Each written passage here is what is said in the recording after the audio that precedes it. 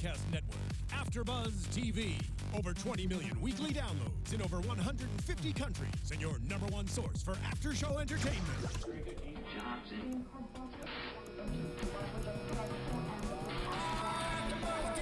AFTERBUZZ TV, the destination for TV superfans.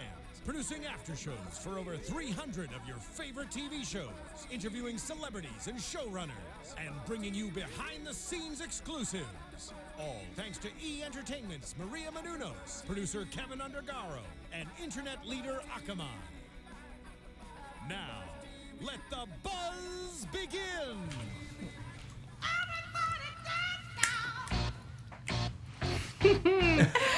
Hello, AfterBuzzers. Welcome to the People vs. O.J. Simpson American Crime Story After Show for AfterBuzz TV. I am your host, Pegah Rad. You can find me on Twitter at Pegah Rad. I am joined by the lovely Stephanie G. And I'm just saying, hey everyone, it's Stephanie Giorgi. You can follow me on Twitter at Stephanie Giorgi. Shaka Smith. You can follow me on Twitter and Instagram at Shaka Strong.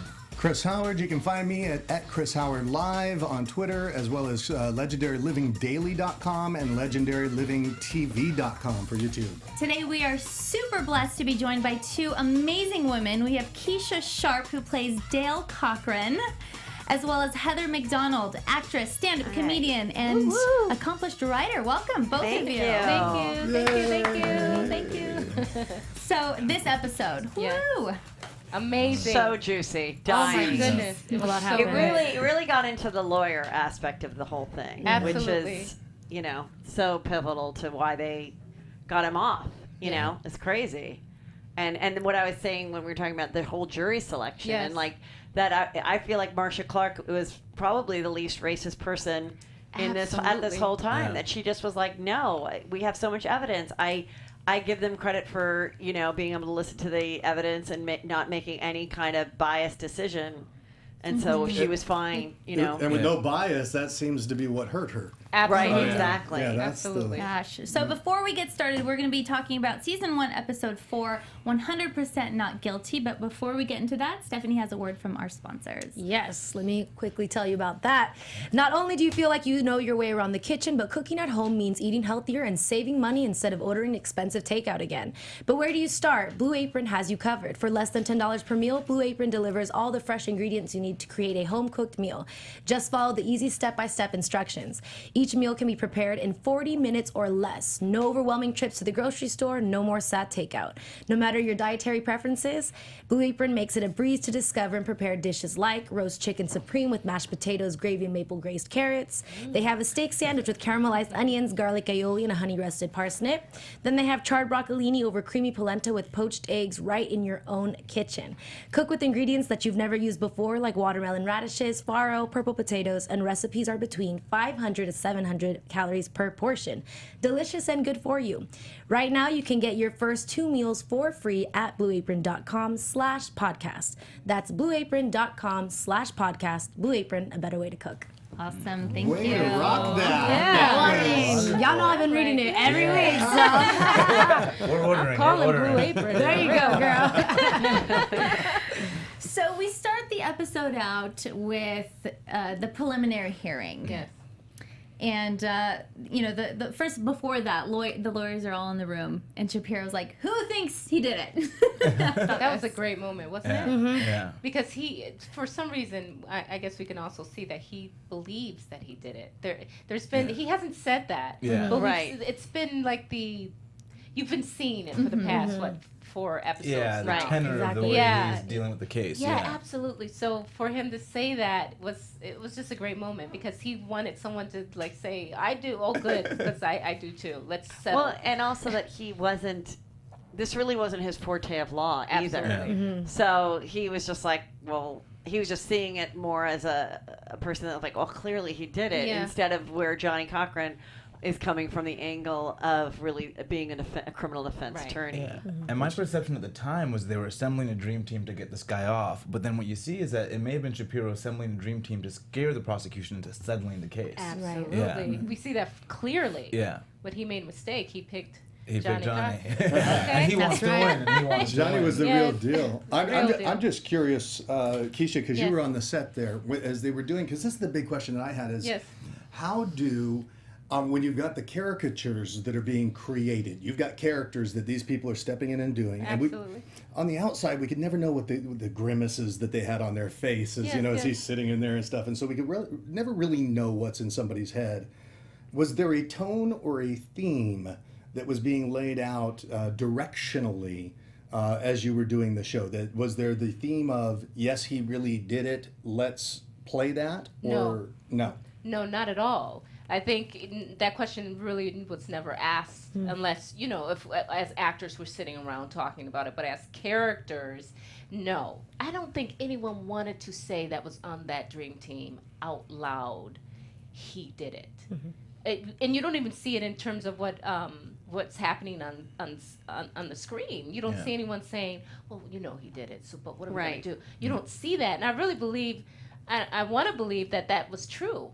Yeah. I don't see how you can defend someone truly if you really believe they did it. You have to have some kind of doubt in some way that maybe not, even if it's just 1%. You need to have that. You need that. Represent your client Yeah. zealously. Yeah, absolutely. Yeah. So no, there wasn't anything like that on set. So no direction was given that, hey, this is your motivation behind the character. No. Nothing like that. Nothing like that. It was really Ryan let us find these characters on our own and make that decision on our own as the characters. So now, in your character being married to Johnny Cochrane, at this time, how long have you been married? Because you are the second wife. He talks about his divorce in that really powerful scene with OJ. And you'll see more of that when he says something in that scene where he says, it fell apart. And we'll find out more in terms of Dale and Johnny, what that means in the later episode. I won't talk about that now, but they've been married in 1985 is when they married. So they've been married a long time. Like 10 now. years. Yeah, or almost 10. They're a married, loving couple, but he does have a past,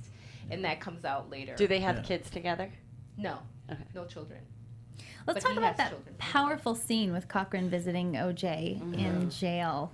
Great And I was scene. trying to just remind him of who he is and what he represented and what he was in the eyes of people. That was a really great scene for Sydney because I just thought, I don't care what side you think or thought, at that moment you were kind of rooting for OJ because that was a powerful speech. It was, The writing of that was beautiful. But that's exactly why he was the best attorney for OJ and for to win this case, because he was saying, no, this is what's going to win the case is the OJ that's been OJ before this night. Absolutely.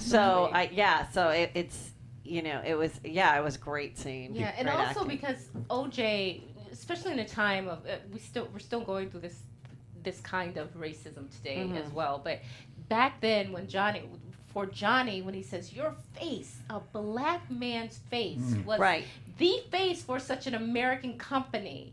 That's like what we feel like with Obama. We're like, he's a president. That's, if another kid is watching it or another man like a Johnny is watching Obama in the house saying, you're Obama. This is crazy. Right, And I'm just say saying, it. I just was in Aspen doing a show. Yes. And my friend was there and she goes, oh my God. She's like, this place is the whitest place. Well, it snows I haven't there. seen there's like no black. It's just ridiculous. It's just very white. It's very wealthy, but it's just very white. Yeah. It's like, it's just one of those towns. It's just for whatever. And she said, oh my God, my friend's daughter saw a black man and she was like 4 and she thought it was Obama. She thought it was Obama. But I'm also like, but isn't that also great? That she sees a black man, she's like, president! Yeah. Not anything else but president. Right, and how I love different that. it is and like 20 years later.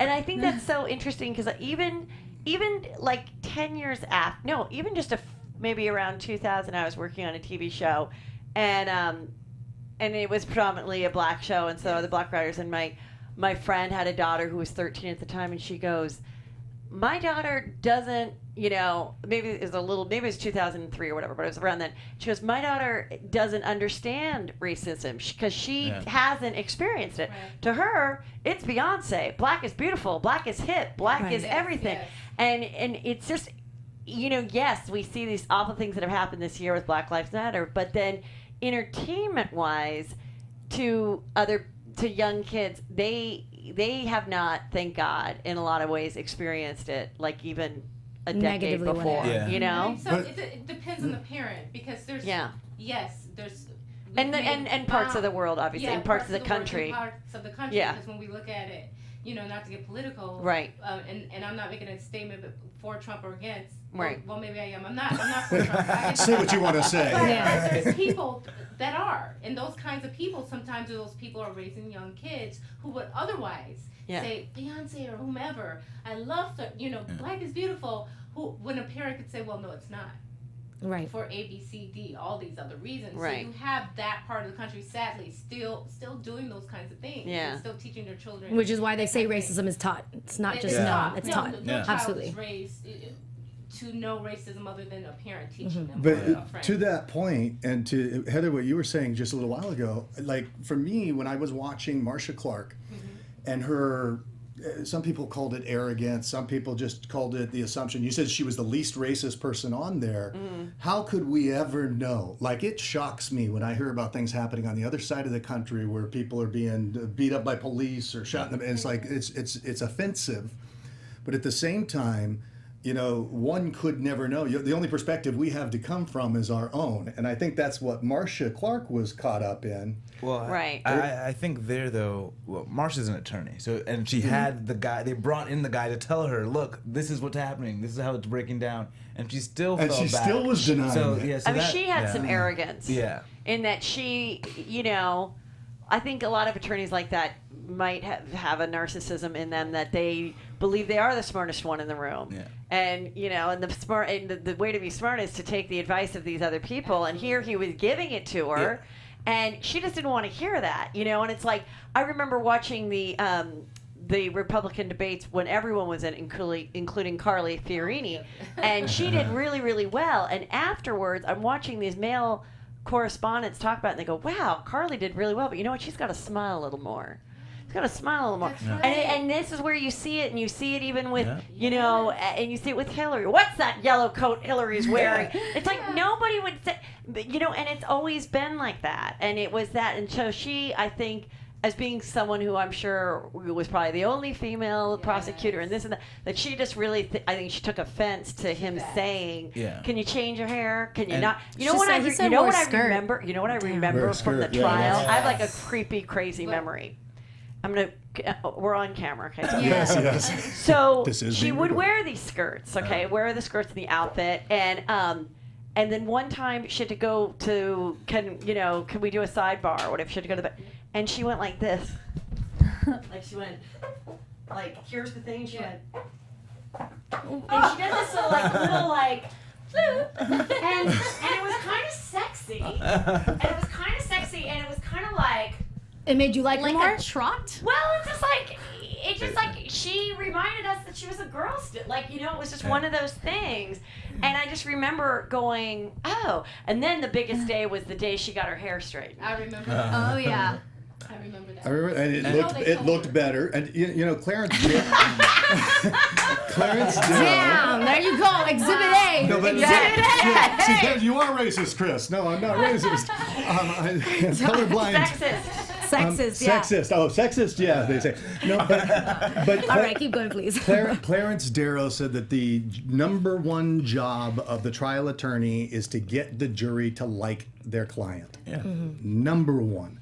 And if they don't do that, if they're not able to transfer some sort of rapport to their client, You're in trouble. Well, and you're in trouble. everybody already liked OJ. And I think we saw that kind of tone deafness from Marcia. And I mean, I can tell you from a legal perspective, you're taught that in law school. You're taught to play to the jury. If you're going down to a Southern jury, speak in a Southern accent. If you're going down to a jury that's in the Florida Keys, don't dress up in a full suit. Maybe you wear a more relaxed Right, fare. present yourself in a way that Per they'll jury. understand you and accept you. And But she just was unwilling, Right. it seems, in the beginning. I just want to go back real quick to what Pegah had first mentioned with Johnny Cochrane, as far as what his speech was to OJ. oh yeah, that was Sorry. sorry. So that's okay. So just to go back to that, I think it was nuts, and it was also good for him to say all of that, just because I think once he finished saying it, it was a reminder and kind of where he's like, okay, I can do this. Yeah. You know, Right.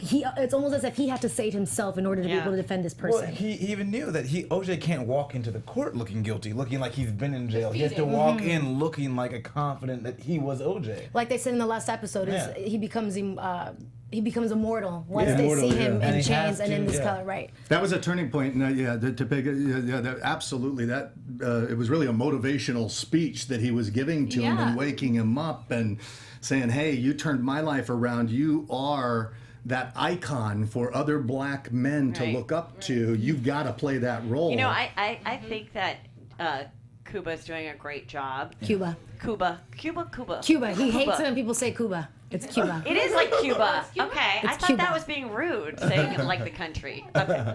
No, So- the country's Cuba. Cuba is the name. All right. Sorry. I love that. Thank you for that. That's it. Say it again. Takes a true Latino. Mr. Yeah. Gooding Jr. Mr. Gooding Jr.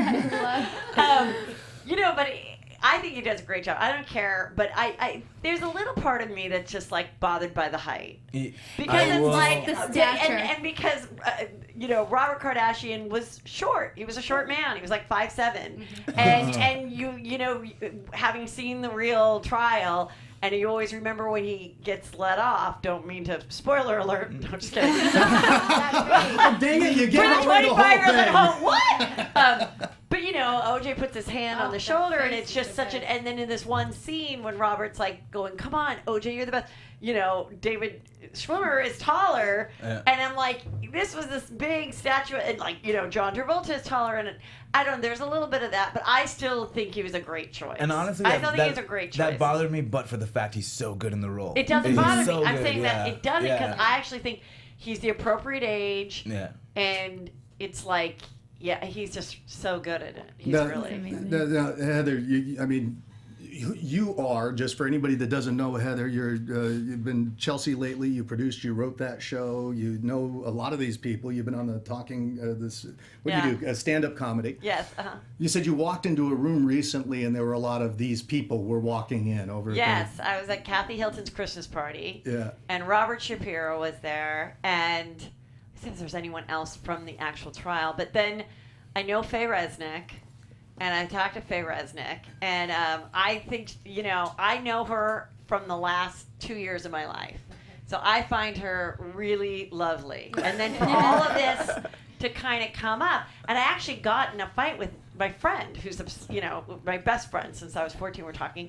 And I'm like, this, because now for people that watch The Real Housewives, she's on Real Housewives, and they're bringing a whole chapter about, they have Marcus Allen's ex-wife as a housewife, and they're literally talking about her book, and they purposely, I think, got this woman on the show to bring it up.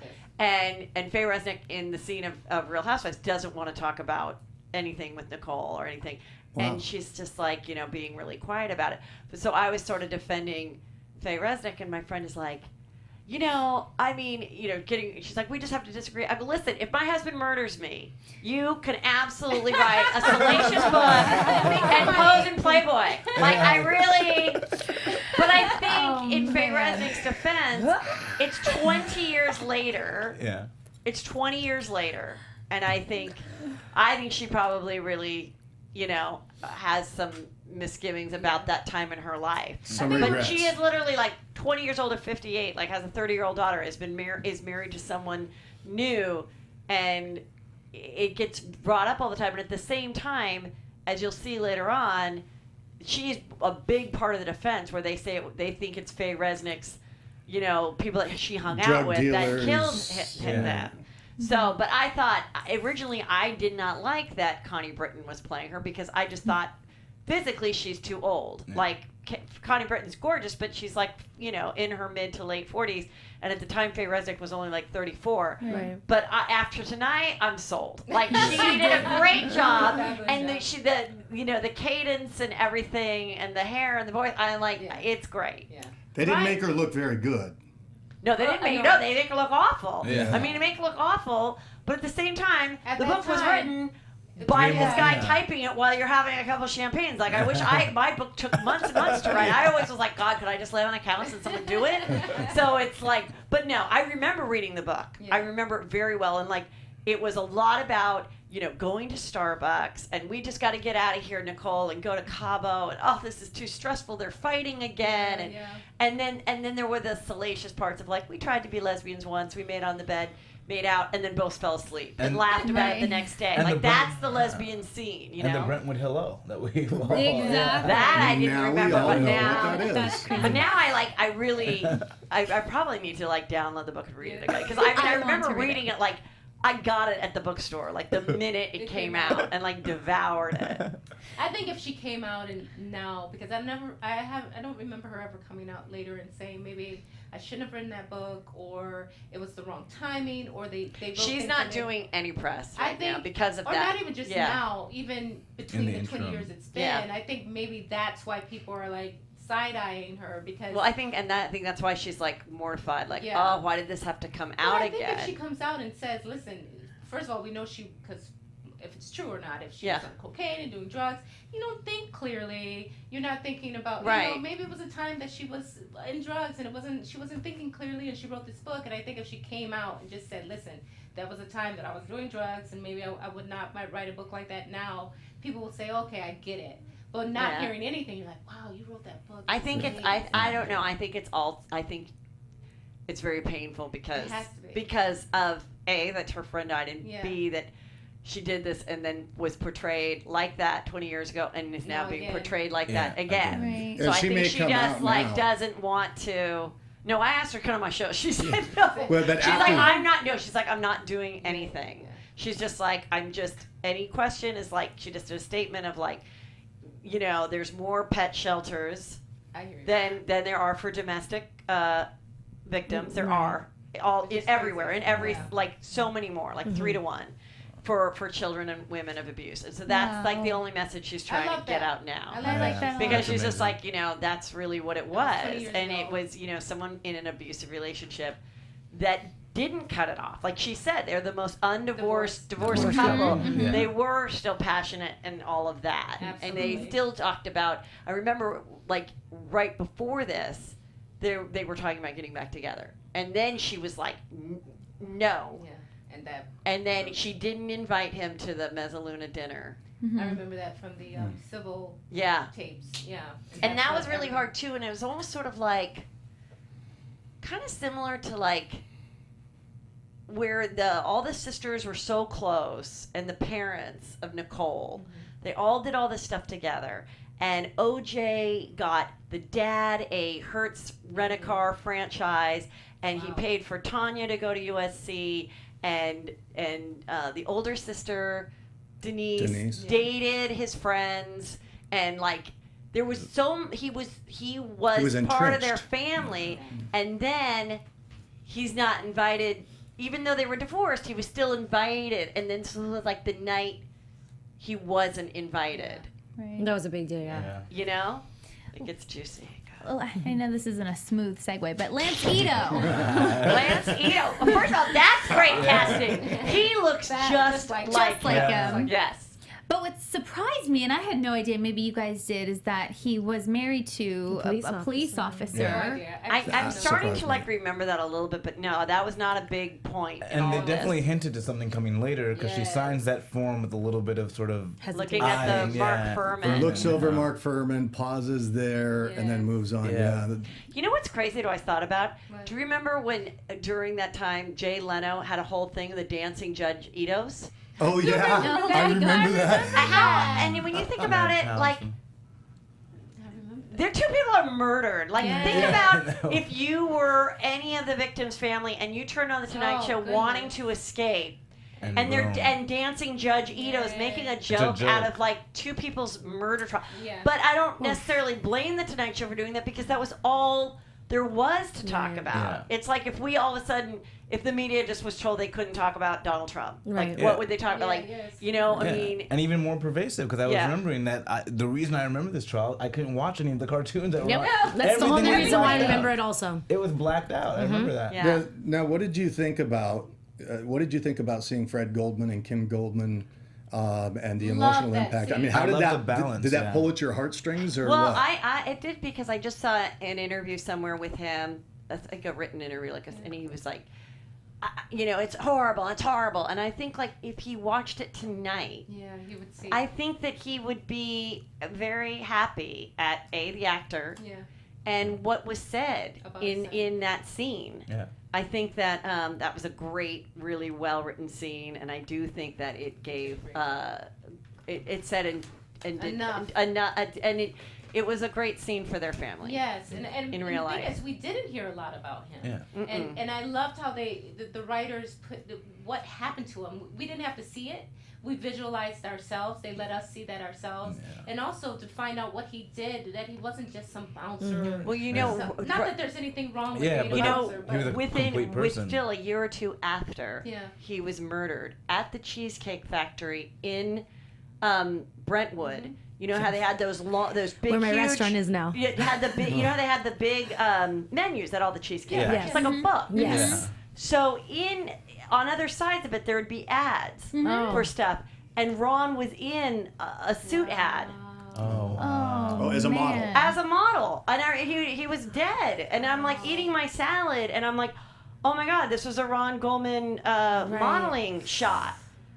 And they didn't take it out or think to take it out or, because he was respectfully, right. Yeah. It's devastating. And for me, like, I want to make sure that we keep the gravitas of that in what we do because people are dead. His son died. And as he was saying, it's like a footnote in the whole thing of my son's a footnote in his own murder. Yeah. And I would love to have Fred Goldman and Kim Goldman coming on this show as well because I think that's important to carry that message forward. Remember, there's well, I know Kim doesn't. keep it real. Yeah, I don't. She doesn't live that far away. I mean, and I know that but I don't know. I don't know how they feel. It'd be interesting. I would reach out to them now because I really do think. The people that are playing them are excellent, and I think the words that are coming out of their mouth are very true to what they experience. So maybe that was the most I've heard of Ron Goldman ever. Yeah. Was in that scene. But that is what would always be details. said. Like whenever he would do a press conference or something, it was really like this passionate, like constantly trying to remember. Let them remember. Yeah.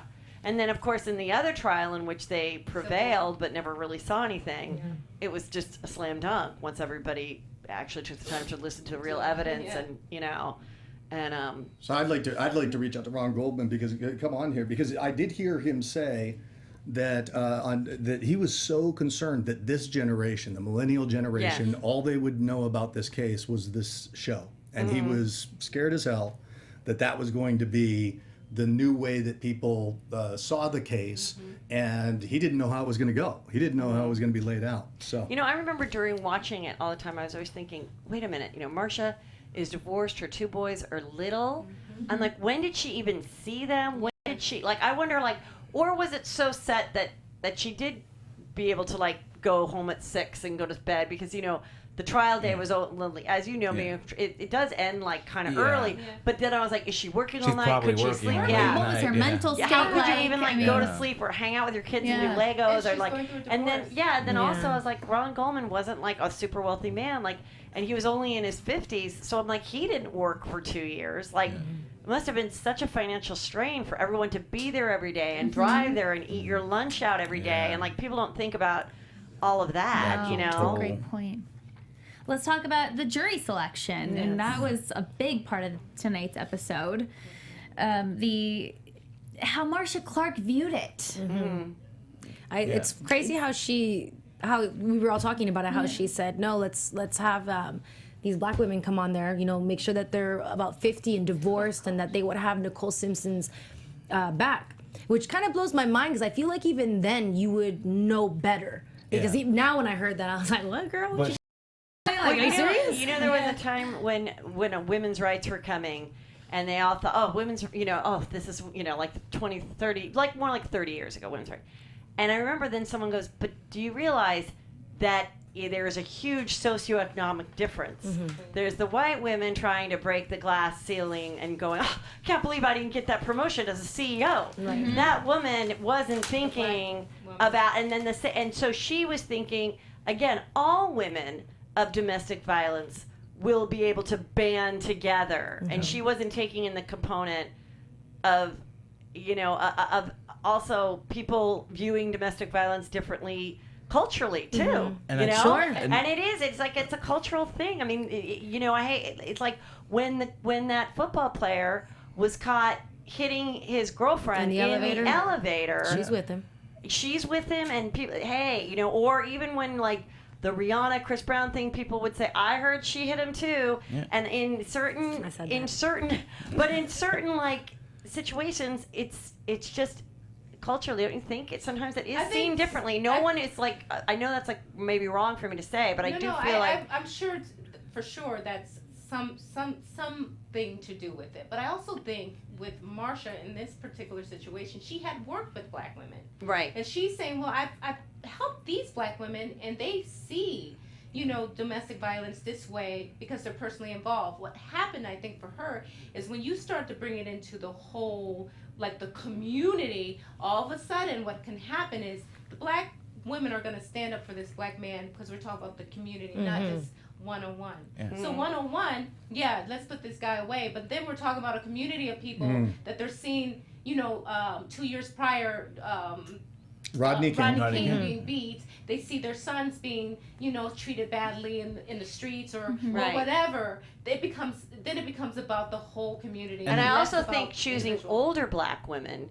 he was only about 40 at the time, and if they're in their mid to late 50s, they're seeing him more as their younger brother, their son, not as a man who abused his wife. And the data at the time showed that more black women viewed domestic violence as an acceptable part of a relationship. That it was part of it. It wasn't necessarily acceptable, but that it was okay. Like really, some hits happen. Yes, because it's not until now that we're saying something like, no, it's not okay. Like when he pushes you, that's also not okay. And they had the data showing that that's how they viewed it. And she's still, you know, was it's willing like to go. even when you just listen to like an older comedy bit, like I was listening to like Cat Williams, and he has this like bit, and it's like I'm listening on the serious, and people are dying laughing, and it's basically like he goes, you know, you come home and your woman's asleep, she's dead asleep, but you get on in there. I mean, it was like straight up, like, and not, and then the women are crying, laughing,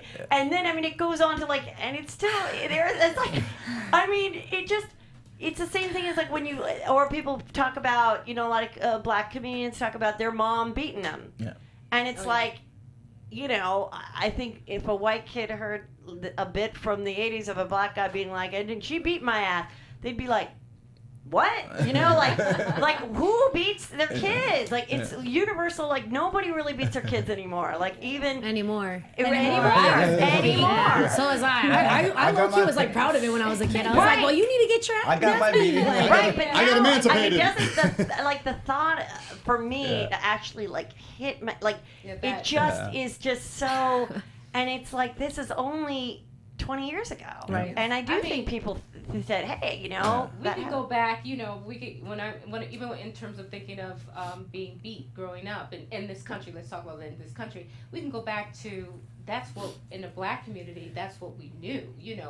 We can go back to slavery and then that's what we knew. Like I was beat growing up. Like that was just a part that's the reality that sometimes we lose sight of. But that's kind of where I'm saying in that culturally in black homes, it wasn't seen as, you know what I mean? And maybe, you know, and maybe the women were hitting their men too, and that's just a scuffle, and it doesn't mean anything. Absolutely. It certainly doesn't mean he's going to cut my throat. Yeah, exactly. So so far away from it. And so. Oh yes, in terms of even with Marcia thinking, well, he did this, that means he did this. You're like, no, not necessarily. They were fighting. She probably did something. But they today, were drunk. They were drunk. Yeah, she was, you know, he was jealous because she was seeing a guy. But today we think about it. We think domestic violence. Oh, murder's on the horizon if you let it go. Right. Yeah. Back then, it's like saying marijuana is a gateway drug, right? It's like the same type of concept. Oof. But I'm like young and ignorant because I disagree with both of those. No, comments, I know but exactly. No, but Stephanie, to the paper that you had asked everybody to write, to read. So Stephanie gave us a home play assignment. Why I don't discuss racism with white people. I think that that becomes very relevant here, and I haven't read it yet. I will. Can I use a comparison But with it's what the you perspective. Right, no, but I want to use the comparison that you said how with the domestic violence that a black woman doesn't, she's gonna go for the community because that's a bigger representation, and how it's different when you identify it to yourself. Yeah. The article is talking about how when someone tries to discuss it, that white person's always defending themselves and they're not defending their community. When that black person is talking, they're talking about not just them, but what everything that they've been through, their heritage, their people, and that's why it's difficult. Generations of You might be baggage arguing and- with me, but you're only arguing about yourself and not what everyone around you is doing. Well, and that's exactly what happened in this trial, and what Johnny Cochrane brought to the forefront, and rightfully so. Right. Yeah. Rightfully so, Well, Johnny. Rightfully nobody so. can ever say experience something that someone else has experienced. Right. You know, it's like even not to bring it on this topic, but like we were watching like a 2020 on all the beautiful, all the women that were, and I say beautiful because they're all beautiful even though they're older, of all of Bill Cosby's victims. And I'm watching it with my husband. He's like, this woman tells a story of how he hit on her, and raped her, or whatever. And he goes, I just don't get it. I would go right into the LAPD. I'd be like, this asshole, Bill Cosby. And I'm like, because you're 6'3", And you're a man, you're white, no one's ever fucked with you since you were about 13. And I'm like, you don't get it. And then put on that it was 30 years ago, and put on that you wanted to be in the business, and that you looked up to this person, and that your agent was like, you had a cocktail, don't bother me. Right. Like, it's everything. And so this is the same type of thing that the 20, and also just her probably Nicole putting up with it. And do I want to split up the family? And You we have a were point, drunk. but I didn't think about that. The fact that she knew that he was in the bushes watching her have sex with other men and stuff. So she was, at least that's what Faye Resnick said. You know what though, Nicole and OJ, they had like an addiction towards each other. Yeah. And I think that's ultimately like kind of what it was. like a crazy sex Passion. Exactly. Let's talk about the last portion of this episode, Shapiro and Cochrane butting heads. Yeah, I love that. Oh, It's man. kind of exactly what you were saying in terms of someone knowing and someone not knowing. Right. Yeah. So for him, he's like, well, I'm the lead. I should do it because I'm the lead guy. And for Cochrane, it's like, you don't get it. Right. Yeah. You're even when you said those people, you can't Exactly. say that. When he said that, I was like, damn, do I want to be a part of this team? Yeah. Like, come on now. But I will say that doesn't mean everyone that isn't black doesn't understand the struggle. Yeah. Of There course. are people that would never say those people. Yeah. And there are people that another guy could have been the lead without being black. Who just gets it? But Yeah. this guy did not get it. Yeah. And so it's interesting to think if OJ had not put him in lead chair, what would have happened? Oh, we Yeah. know, They would I have think. imploded. Yeah. But Well, here's he the other wanted thing about manslaughter. OJ. Yeah, exactly. Here's the part where you sort of see why OJ is so likable, because he's like, oh, but Robert Shapiro's my friend, and I told him that he was the first you're gonna make me do this. Like, he was such a likable, good friend. Yeah. He was great to a lot of people. Wasn't great to Nicole and Ron, but he was great to a lot of other people. But great So to- it's like, so it's like you saw that he wasn't a dick. Like, he wanted to respect you. He's like, what? We can't do this. Like, I gave him the job, blah, blah, blah. And I was just saying, like, as actresses, Yeah. there's times when you need to, like, fire your representation, absolutely. and you're dreading it because you're like, oh, but my career's going nowhere. I'm sorry this person can't do it, or can I have a different agent on point, or whatever. yes. And I'm like, I'm not pleading for my life, but it was like they were like, Kardashian was like, OJ, this is your freaking life. Stop being polite to Bob Shapiro's ego, and get the person that's going to get you off. That was my issue about that, because I felt like this falls under OJ's complex again, because he himself said that it had something to, he's like, it doesn't have to do with me being black. He wanted a white man to represent him so that he would be represented part of that culture. And that's what I kind of didn't like about it, because I'm like, how? Because he thought he escaped that. He thought he escaped the specter of my race. Yeah. And he did. He led a pretty white life Yeah. after his divorce. But in terms of culture and life, guys, there's one other thing that's there. If you go to an anger management class, one of the things that they'll tell you to do, and I happened to go to Betty Ford and did anger management with. I was just going to ask you, what can I class say did it? you take? I did anger management with who's always in there. She was Lindsay Lohan, right? So we were in our anger. Yeah, it's true story. But when we were in there, in anger management, what they say is that if you're not assertive enough along the way, what happens is stuff bottles up. And when we have explosions of rage, it's oftentimes because we weren't assertive along the way. And so when I saw that, I saw him as being just playing the game and being nice, but I saw that as being a negative pattern that could very well wind up in explosive rage or implosive depression, one or the other. And even if it's implosive depression, it will wind up in explosive rage. Absolutely. Yeah, so I saw it, read it a little different, yeah.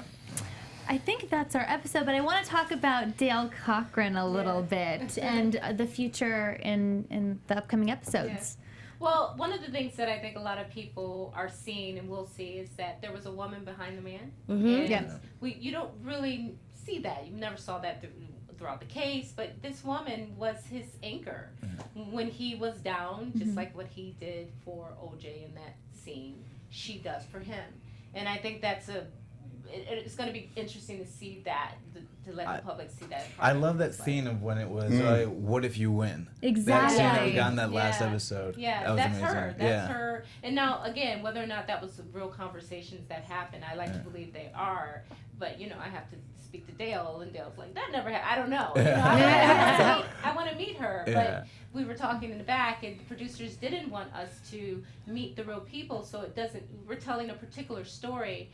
Again, the writers pulled from everything, but it is based on this book, and sometimes if you meet the real person, it can get fuzzy and unfocused, because you're like, well, she right, said you she have to would be say thinking that. this character and her point of view based on just what you have been given. Right. What they put in front of you, what the writers, what Ryan Murphy, what the producers want. This is their story they're telling, and you have to be true to that story, and you want to mix it up by. That's an important point to make too, because a lot of the families were upset that they didn't get contacted. People were upset. Denise Brown was upset that nobody contacted. All these people were upset that she didn't want to talk about it. But there were people saying, wait a second, nobody called us, especially the Goldmans. And I think they just to remember that the story that they're telling is this story, and that they understand that it's not, against the family, or we're not going to. I get the reasoning now. So now that you're done, now are you going to try to go have lunch? I would love to meet. So are you reaching out? How are you doing? I'm trying. My managers are trying. Oh, you are? And what is she doing? Is she just? She's hard to get. She's a private person. You've never heard anything about her. I had a hard time finding material online about her. So did I. But that tells you a little bit about her. When in this day and age, where she could be out there talking, she could be that kind of person. She isn't. She's a beautiful, just from the little bit that I know about her, just a beautiful person who really is fighting for certain things. For the community, for brain cancer research, and all those things of what her husband passed away from. So you know a little bit about her just by not knowing so much about her. Now, were you offered the role, or did you have to audition? I had an audition. I had said this earlier from another interview that I had, where it was a good example for other people in life, whether you're an actor or whatever you do.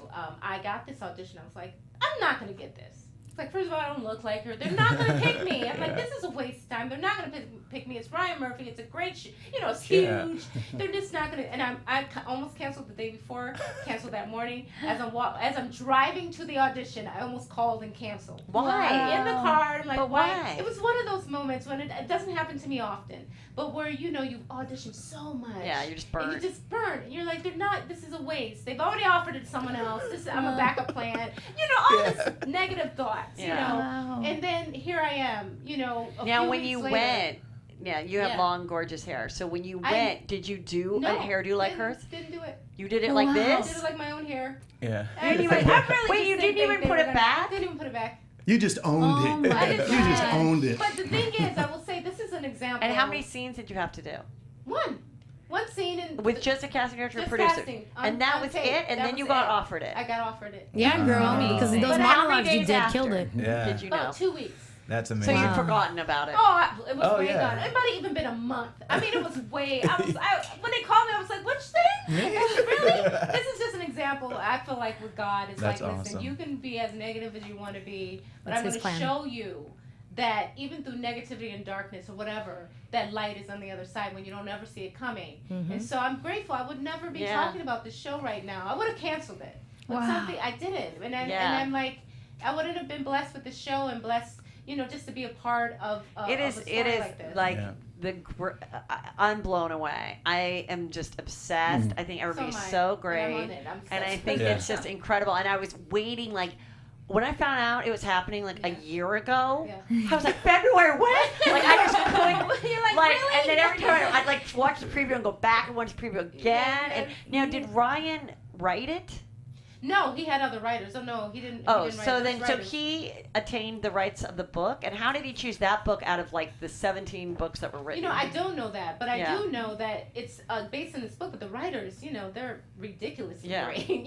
So they're finding everything they can to be as authentic to the story as possible. Yeah. And so, it's Ryan Murphy. He's going to get the best people for the job. So, and that's what they did. And the producers are just great. Everybody involved in the show, they really got a dream team. Not to be cliche, but it really is a dream team. Yeah, it really is. The cast, the crew, the producers, everybody. Fantastic job. Heather, tell us about that story, how you were driving to your show Oh, back then. okay. So I just started doing stand-up, and I lived in Brentwood, and I actually lived on Dorothy, I was one house over from Bundy. Oh, So wow. I was right across from the crime scene.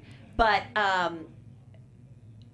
did I live? Actually, I lived in a different apartment, and then I moved to there after the crime scene. And for years after, people were going by and taking pictures. But I lived in Brentwood. And so I would go to do the Comedy Store, the belly room, which is like the littlest of the rooms. And Friday nights, I would do this like Rachel Lovey comedy night or whatever this. And I was like, oh my God, what is this deal with this traffic? Because I'm taking Sunset to take Sunset all the way to the Comedy Store. So through Brentwood. Yep. And so under the freeway there, right in Brentwood, was all the people with the signs and everything. Yes, Tour And I was buses, like, oh my God, no one's going to come to my show. And it wasn't. We got to the Comedy Store. And my show was early, and so the TV, there was a TV on outside, people watching it, talking about it. Wow. And I think, I don't know exactly what time he finally came in. I want to say it was like 8 or 9. Yeah. Start. So it was like going all day, looking for him. And it was just, it was crazy. It was just. It was a wild time, wasn't it? Where were you when this happened? I was in Virginia. I was doing at the theme park called King's Dominion. Oh, I love King's Dominion. Yeah. I was performing, singing in one of the shows, and we were in our green room, and that's where I was. I will always remember it. We were, all us musicians in there, and we were watching the TV. The TV was over here in this huge green room, and we were just fixated on that TV. And I was like, I always thought that he was driving. I didn't know at that time that it was someone else in the car. I thought he was driving with a gun. I was like, he did it. Oh, I was shocked. It was OJ. I was like, oh my gosh, he really did it. And I was like, it's over. He's gonna shoot himself. When I first heard that that there was a murder and it was O.J. Simpson's wife, I was like, oh my God, this is so horrible that some weird robber came in and killed his wife. And it wasn't until like a day or two. I mean, he went to the funeral. Wait, you know what I thought was weird? I did not realize from the other episodes. She had an open casket. Yeah. That was weird. Brutal. And he kissed her forehead. But she had a neck brace on. Yeah, but I mean, that's another thing that I don't know. I feel like so rarely does people have open caskets anymore. Yeah. Like that's kind of an old school thing. Back then, Yeah. Nowadays, but back then that was what you did. Crazy. Both of you, thank you so Thank much for you. joining us. It really was a so pleasure. fun watching it with you guys. Yes, Great it to- was fun. Great to get rid. You know, it'd be cool is to have both you and Dale come on and sit Right? side by side. So Dale, you're So invited too. private, I don't know. And hope we'll put get it out Heather there. back here. Yeah. Keesha, where can everybody find you on social media? Keesha Sharp on Instagram, and because my name was stolen, it's Keesha_Sharp for Twitter. Wow. Heather, where can we find you? I'm Heather McDonald, McDonald, at Twitter, Instagram, Heather McDonald Comedy, Facebook, heathermcdonald.net for all my live dates. I'm going to be in Boston. Nice. And Nice. Grand Rapids and Seattle in the next few weeks. So And check hopefully it out. back here to have some more discussion with us. That. We'd love to Oh, have and both my of you back. podcast, Yeah. Juicy Scoop. Juicy Scoop with Heather McDonald, podcast 1. New episodes every Thursday. Free to Very subscribe. nice. Stephanie. You can find me on Twitter at Stephanie Giorgi, on Instagram at the Stephanie Giorgi. And you can find me on Twitter and Instagram at Shaka Strong. And Chris Howard at Chris Howard Live on Twitter, legendarylivingdaily.com, and legendarylivingtv.com. And you can find me on all social media at Pegah Rad. Thank you so much for watching. We'll see you next week. Bye. Bye. From executive producers Maria Menounos, Kevin Undergaro, Phil Svitek, and the entire AfterBuzz TV staff, we would like to thank you for listening to the AfterBuzz TV network. To watch or listen to other after shows and post comments or questions, be sure to visit AfterBuzzTV.com. I'm Sir Richard Wentworth, and this has been a presentation of AfterBuzz TV. Buzz you later. The views expressed herein are those of the hosts only and do not necessarily reflect the views of AfterBuzz TV or its owners or principals.